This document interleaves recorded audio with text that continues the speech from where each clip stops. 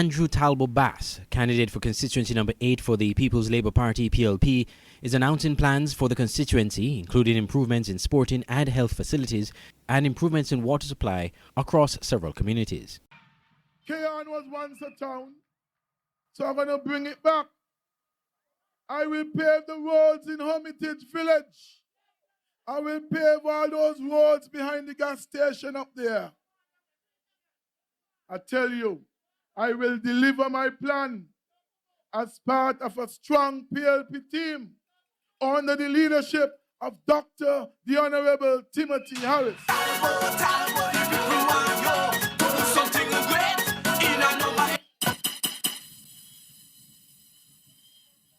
Water has been an issue for the entire constituency for years.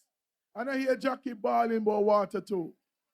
So, some people may think that I talk about it too much, but I have to talk about it because I, Andrew Talbot Bass, will fix this water problem once and for all. He also spoke about plans for infrastructure development. I will also pave the roads in the entire constituency. Stapleton Garden Housing, White House Garden, Parry Housing, Stapleton Housing Phase 1 and Paradise Road. We will create footpath from Parry Village to Douglas Estate for the children going to school so they can be safe. And when people go into the church, they don't have to walk on the road, they can walk on the sidewalk. I will get that done. We will complete the health center in St. Peter's. I have not forgotten the youths. We will create a business mall in St. Peter's. The mall will create opportunity for especially the talented women in the constituency to own their own business. Their hair salon. We will have a barber shop. We will have a clothing shop. So spaces will be there for people to have a restaurant. Bass was speaking at a PLP campaign rally in Keon on Thursday night. I'm Andre Huey for SKN Newsline. Palmer's candidate for constituency number 7 believes the constituency has been neglected as he pointed to matters of infrastructure, education and youth development.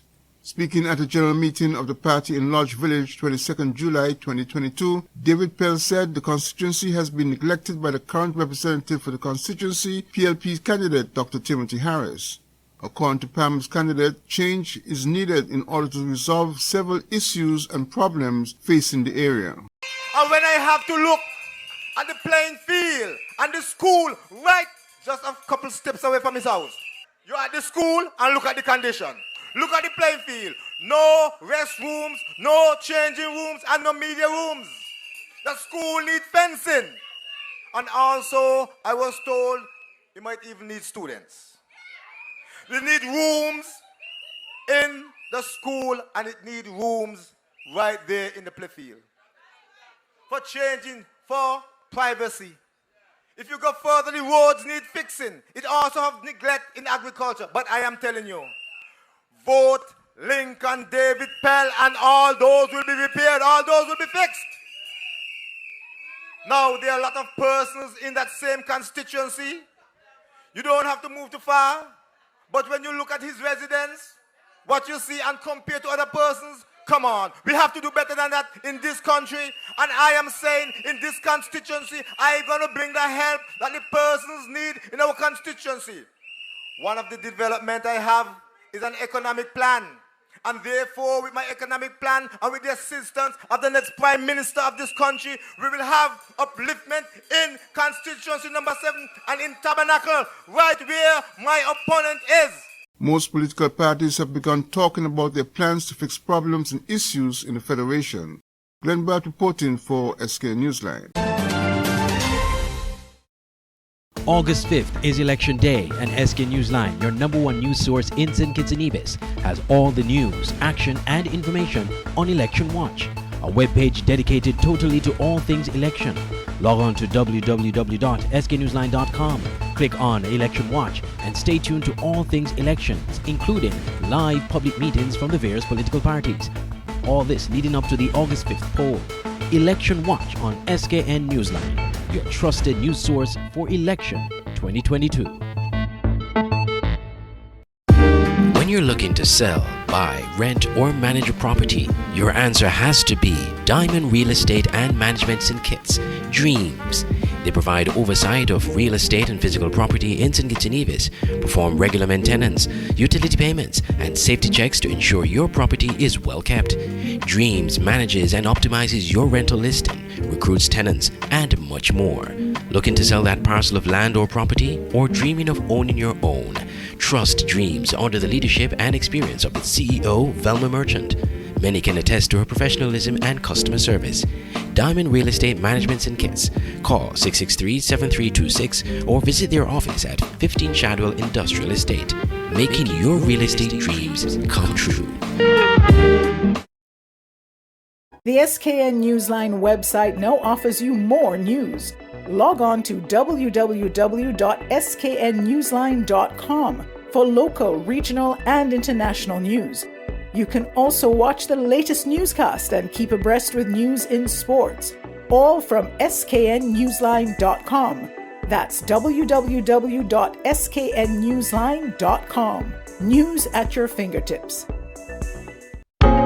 When visiting St. Martin, you want clean, affordable accommodations. You need Midtown Motel in the heart of Phillipsburg, a place where you can relax, take a stroll on Great Bay Beach, and that provides you easy access to great shopping.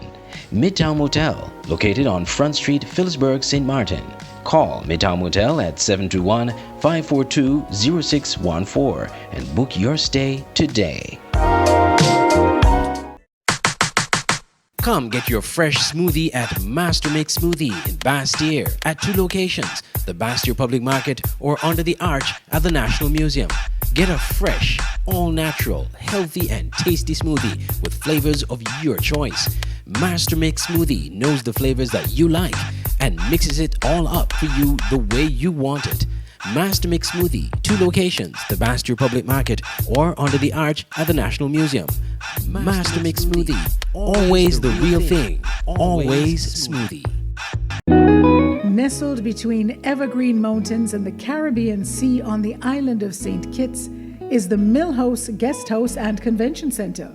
With breathtaking views, a rugged, beautiful shoreline, and immaculate manicured gardens make this the perfect location for your holiday, event, or wedding. With a large convention center, apartments with balconies providing stunning views, and a secluded cottage for larger family groups or honeymooning couples looking for some privacy. We have something for everyone. Book your stay at www.millhouseskn.com or visit our Facebook page, the Millhouse Guest House and Convention Center, an oasis of tranquility. Kenneth Douglas, constituency number 5 candidate of the St. Kitts and Nevis Labour Party, is promising the infrastructural revitalization of Sandy Point into a proper town. Speaking on the SKNLP platform in Fig Tree, 21st July, Kenneth Douglas said it was his intention to develop a town centre that would provide necessary services for people living in the constituency. He indicated that economic transformation will be on his agenda if elected to office. The people of constituency number 5 and the surrounding rural areas have to have a place to pay their bills. They will have a place to access government offices. They will have a place where they could pay their electricity, their phone bill, their water bill, all of these bills. You will have that opportunity to pay it right here in Sandy Point. I want to say to you that we will have outlets for entrepreneurs, for small business owners right here in Sandy Point. And that is why I'm saying to you that the St. Kitts Nevis Labour Party, we are committed to make sure you the people, not just of constituency number 5, but all other 7 constituencies are given small interest loans and grants so that you can increase your small businesses. Labour heard your cry, and Labour will make it easier for you to expand your business and operate in an affordable space. That is what the St. Kitts Nevis Labour Party will do to you. I want to say to you also, my comrades, we will make sure that we transform into a scenic, touristic hotspot right here in Fig Tree. We will make sure that yachts and ships can come right here and dock right here in Fig Tree. All the ships that we are going to put down here, the bars and the restaurants, the tourists will be able to anchor out there and come in and have a nice meal, lunch, dinner, or even spend 2 or 3 days right here in Fig Tree. The SKNLP is promising a new agenda for youth and business development in the context of an increasingly challenging world. Glenn Bard reporting for SKN Newsline. The Women in Politics Leadership Institute is back and ready to lead transformational change in the Eastern Caribbean and Barbados. According to a press release from the Regional Organization for Women in Leadership, ROWL, it is announced the hosting of the 3rd annual YPLI program, sponsored by the U.S. Embassy, Bridgetown. The program will provide training to 25 promising female leaders from Barbados and the OECS. Experts and government officials will train participants in various areas of leadership and networking. The program will run from August 17 to September 26, 2022 and will focus on building a brand, identity, diversity and inclusion, local government, and building support. This year the program will include a mentorship component which will commence after the training sessions. Participants will have the opportunity to engage in a mentorship program to strengthen their skills development, fortify what was taught during the training sessions and broaden their professional network. Young women with a strong interest in politics, government, and public service are invited to apply for the YPLI program. Applicants must be available to participate in weekly 2-hour sessions from August 17 to September 26, 2022, and thereafter follow-up mentorship sessions with their mentor. Applicants should identify themselves as aspiring leaders who will benefit from a 4-week interactive leadership training opportunity to advance their careers and must meet the following criteria. Be 18 to 35 years by application deadline. Resident of Antigua and Barbuda, Barbados, Dominica, Grenada, St. Kitts and Nevis, St. Lucia, or St. Vincent and the Grenadines. Applications close at 11:59 p.m., July 29, 2022. This is SKN Newsline. August 5th is Election Day, and SK Newsline, your #1 news source in St. Kitts and Nevis, has all the news, action, and information on Election Watch, a webpage dedicated totally to all things election. Log on to www.sknewsline.com, click on Election Watch, and stay tuned to all things elections, including live public meetings from the various political parties. All this leading up to the August 5th poll. Election Watch on SKN Newsline, your trusted news source for election 2022. If you're looking for a place to host that special event, conference, meeting, social event, party, whatever the occasion, your best option is the Millhouse Convention Center in Palmetto Point, St. Kitts. Located on the picturesque Garvey's Estate, the Millhouse Guesthouse Convention Center has enough space for outdoor events overlooking the Caribbean Sea. If you're looking indoors, the center is equipped with amenities needed to make your event a success. And by combining both spaces, you're sure to have a memorable event, no matter the occasion. Call the offices at Millhouse Guesthouse and Convention Center to book your next event on simply the most beautiful place in St. Kitts. Call 668-1392. Millhouse Convention Center at Garvey's Estate, Palmetto Point, St. Kitts, making your event memorable. It's the new and improved SKN Newsline Android mobile app. With the SKN Newsline app, you can watch your news reports, the SKN Newsline newscast, sports, special features, and so much more. You can also send us a WhatsApp or call us directly. Go in the Google Play Store, search SKN Newsline, and download the app today. The SKN Newsline mobile app. News on the go.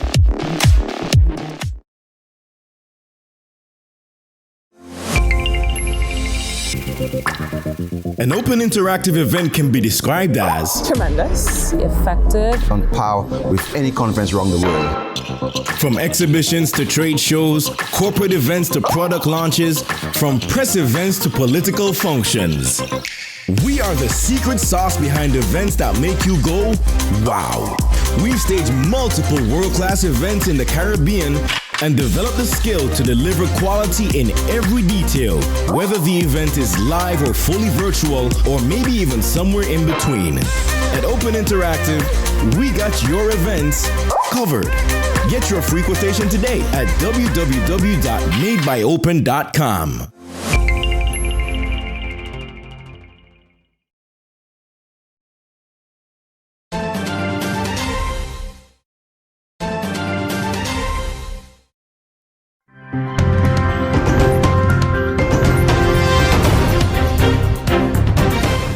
The government of St. Lucia is saddled with costs associated with the COVID-19 pandemic. Health Minister Moses Jean-Baptiste has stated that COVID will continue to challenge the finances of the country. It is a situation not unique to St. Lucia. At the end of the first pandemic year, 2020, COVID-19 had cost the world's economy an additional $11.7 trillion in managing its fallouts, according to Oxfam. St. Lucia recorded its first case of the coronavirus on March 13, 2020. By October 2020, millions of dollars had been expended to mitigate the health effects of the virus. Various social programs were introduced to help offset the financial hardships brought on by the pandemic. The Economic Relief Program administered by the National Insurance Corporation, the NIC, had disbursed by August 2020 $36.2 million to 15,805 contributors who had lost their jobs due to the COVID-19 pandemic. The Government Income Support Program for non-contributors paid out at that date some $7.2 million to 5,000 people. $5 million subsidized the Electricity Assistance Program, benefiting 5,000 poor and vulnerable households. $3 million was channeled through the SSDF for special educational assistance for students of unemployed parents, and spending in the health sector stood at over $38 million. At the July 12, 2022 sitting of Parliament, Health Minister Moses Jean-Baptiste told the House that the loan of €13 million would allow government to sustain the national COVID response plan. Quarantine facilities, over $7 million, Mr. Speaker. Local medical staff at the respiratory hospital, over $4 million. The Cuban Medical Brigade, $3.5 million. Medical gases, Mr. Speaker, $9.8 million. Reagents for COVID-19 testing, $1 million.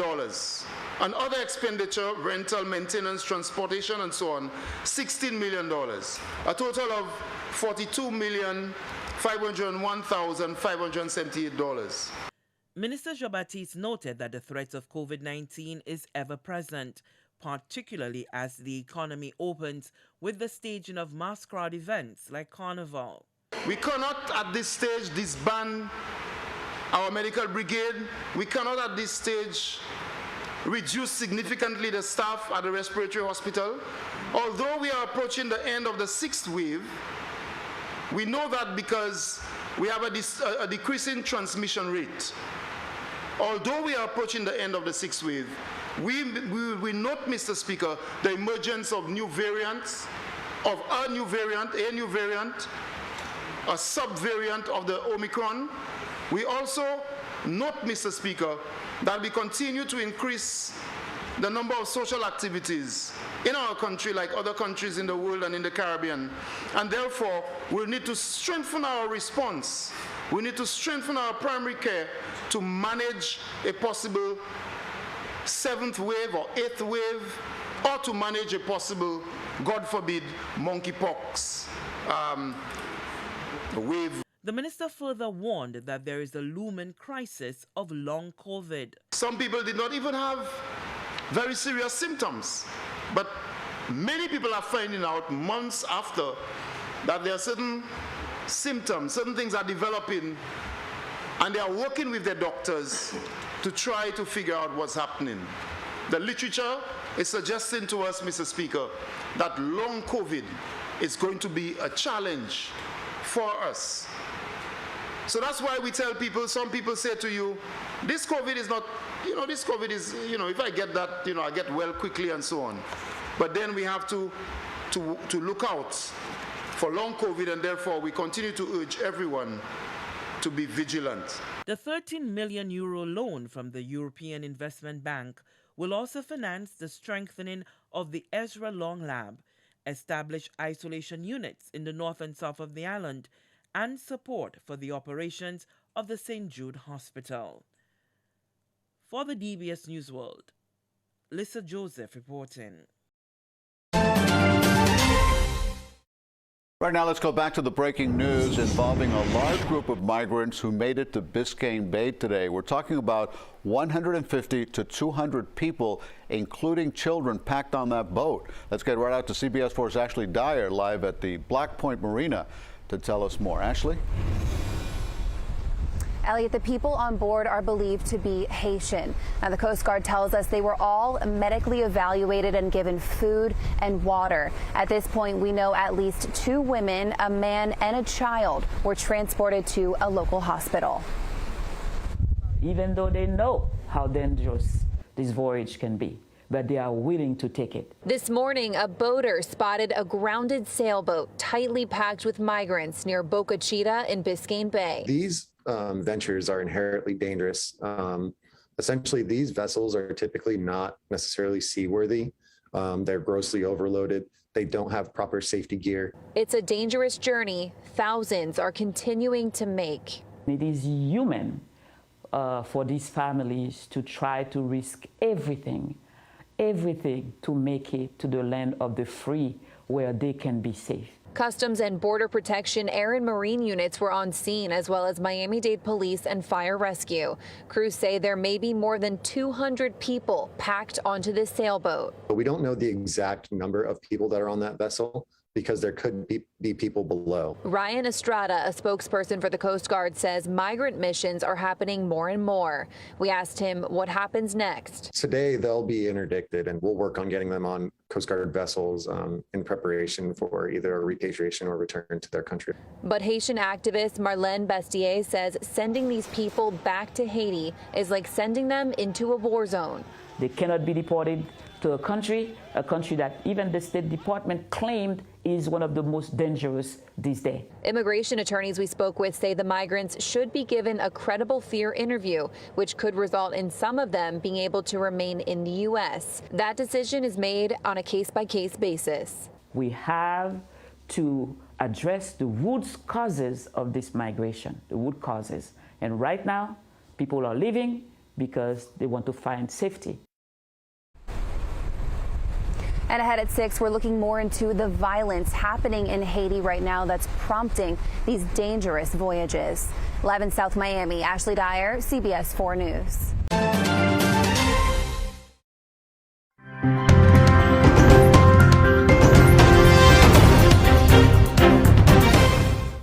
Welcome to the News Hour. Russia and Ukraine have signed a deal to reopen Ukrainian ports on the Black Sea for grain exports, raising hopes of easing the global food crisis. The ceremony in Istanbul was overseen by the UN Secretary-General and the Turkish president, who brokered the agreement. Grain shipments have been stuck in Ukraine since the start of the Russian invasion in February, and that's led to a rise in global food prices. This is an agreement for the world. It will bring relief for developing countries on the edge of bankruptcy and the most vulnerable people on the edge of famine. And it will help stabilize global food prices, which were already at record levels even before the war, a true nightmare for developing countries. Specifically, the initiative we just signed opens up paths for significant volumes of commercial food exports from 3 key Ukrainian ports in the Black Sea: Odessa, Chebonorsk and Yuzhny. İstanbul'da atmakta olduğumuz bu müşterek This joint step we are taking in Istanbul, together with Russia and Ukraine, will be a new turning point that will revive the hopes for peace. This is my sincere hope. Whatever direction the developments on the field will take, the war will finally end on the negotiating table. This friendly and peaceful atmosphere that we have established will be to the benefit of humanity, and this will transform into steps aimed at ending the war. Now, in a few moments, we'll be speaking to our diplomatic editor, James Bays, who's at the United Nations in New York. But first, let's get reaction out of Ukraine with Alan Fisher, who's in Kyiv. And, of course, we will get him shortly. We had a slight technical problem there. Let's cross over to James Bays, who's our diplomatic editor in New York. We'll get to Alan, I'm sure, shortly, James. So let's just begin with the fact that what's happened, it has been very quick in the last, hour or so. Markets normally react very quickly. And I know you're our diplomatic editor, but can you be our economic editor too? And just tell us, have they reacted as quickly as we might have imagined where you are in New York? I'm afraid so. I don't have knowledge of the markets. I've just come out of a diplomatic briefing, but certainly the briefing I had was with the US ambassador who is in charge of sanctions. And part of this deal is trying to get Russian grain and fertilizer. This is the bit that favours Russia. Get Russian grain and fertilizer back on global markets, because he's making the point that they were never subject to sanctions and that no one should have been stopping the flow of those. Now, he also told me that he believes that with regard to shipping companies and to insurance companies, they should see no problem now now that there is this deal, and that they should be able to comply with this deal and not be wary. But of course they are going to be wary, because this deal involves ships travelling through mined waters, we're told through channels that have been clearly identified. So I think that is one of the tests of this, how the shipping market, how the insurance market reacts, and I think there will be a test of implementation in the coming weeks to see if this goes ahead. It's not going to happen straight away. You're not going to see a ship that is sailing in the next couple of days. I think we're talking a couple of weeks at the earliest for the first ship of grain. And remember that we're talking about 22 million tons of grain backlog that has formed in Ukraine and caused much of the global food crisis. It's going to take some time to get all of that grain out. Experts estimate probably about 4 months to get all of that grain out to global markets. So if you thought that it was going to alleviate the global food crisis, this is a major breakthrough, but nothing's going to happen overnight here. James, you've been talking behind the scenes to diplomats for many weeks now about this conflict in Ukraine. How delicate have the negotiations been to get to this phase? Because we know that from actually signing an agreement in Istanbul over the next few weeks until they can get those first ships out, as you say, with grain on them, anything can happen. Oh, absolutely. It remains a very delicate situation, and it has been throughout. I can tell you that they were talking about this signing ceremony weeks ago, the first time I heard a potential date for it taking place, and it's been pushed back and pushed back. Lots of meetings. I think one of the final meetings took place earlier this week, and that's when President Erdogan of Turkey, who along with the UN has been the main broker of this deal, met with President Putin. They were having a summit with the Iranian president in Tehran. On the sidelines of that, they had a meeting. That was an important meeting. I think some will be asking the important question, why has Russia agreed to this deal now? What is Russia's view on this? And does this suggest in any way that Russia is changing its overall calculations with regard to the Ukrainian war? Certainly, the diplomats that I've canvassed on this believe that Russia is getting too much flack for the global food crisis and believes that it should be on the right side of the argument there, but most of them do not believe, and even the Secretary General, when I asked him this a week ago in an open press briefing, they don't believe this is necessarily now going to translate to peace in Ukraine. This is a very specific but very important deal, but unlikely to affect the ongoing war in the country. James Bays, our diplomatic editor. Thanks, James, for the update. Let's cross over to Alan Fisher now, who we can actually get in touch with now in Kyiv. Alan, as James said, a very delicate situation that is only specific, the agreement that's been signed today, to grain shipments. I mean, the Ukrainians themselves have made it very clear, haven't they, to this point, that they're not signing a deal with Russia, they're signing a deal with the UN. End of. you've heard the Secretary General, and he's talking in optimistic terms, saying this is ground for optimism, suggesting that somehow this could lead to more talks. That's not something that the Ukrainians are looking at. As far as they're concerned, this is one and done for the time being. They see this as a deal that they have signed with the United Nations and with Turkey, and certainly not with Russia. And we heard from a senior advisor to the presidential office on Twitter just in the last couple of hours saying, look, it's very clear there will be no Russian vessels in Ukrainian territorial waters under this deal. The Ukrainians here are very clear that they see the Russians as an aggressor nation, and we know that they're approaching the ICC, the International Criminal Court, to set up a whole new investigation with the intention of charging senior Russian leadership with the crime of being an aggressor nation. They also say there will be no Russian inspectors in any of the 3 Ukrainian ports that are under their control. If there are to be any searches of ships, that won't happen in Ukrainian waters. That will happen in Turkish territorial waters. So they are making this absolutely clear. Look, we have signed this deal, but we will respond to any provocation from the Russians with military action immediately. On late Thursday here in Kyiv, diplomats were saying, look, this isn't a done deal yet, even though the United Nations and Turkey were saying the wording has been agreed. President Zelensky hinted that there was agreement when he made his usual address late on Thursday night by saying there was going to be an agreement in Turkey that would help the country. And so they're not seeing this as a pathway to peace talks, not least because in the last 24 hours or so, Sergei Lavrov, the Russian foreign minister, has said that the Russian territorial intention is not just the Donbass region, but they see extending it to Kharkiv and also Zaporizhia, which is much more than they had said. And President Zelensky has said that they intend to inflict a great deal of damage to the Russians in the coming weeks. So there may be optimism that they've managed to get the two sides to sign an agreement, not with each other, but with third parties. But the prospect of this leading to some sort of agreement in the near future that will end the war, well, that's simply not going to happen. Alan Fisher in Kyiv, thanks very much.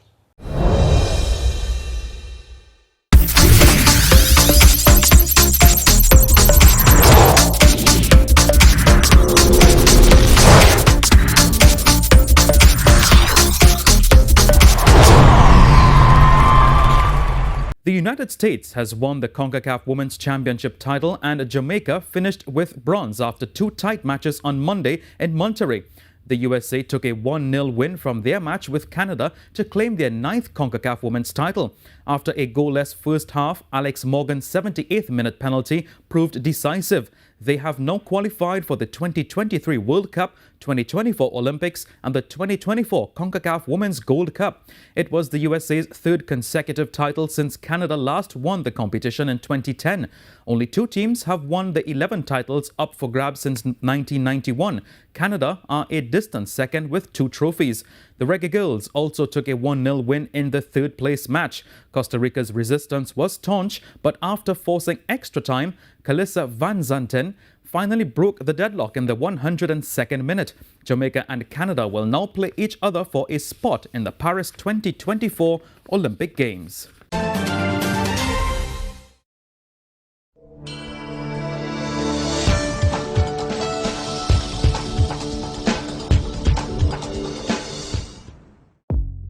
Welcome to the SKN Newsline Weather Report. I am Janil Boole. Here is a look at the forecast for St. Kitts and Nevis.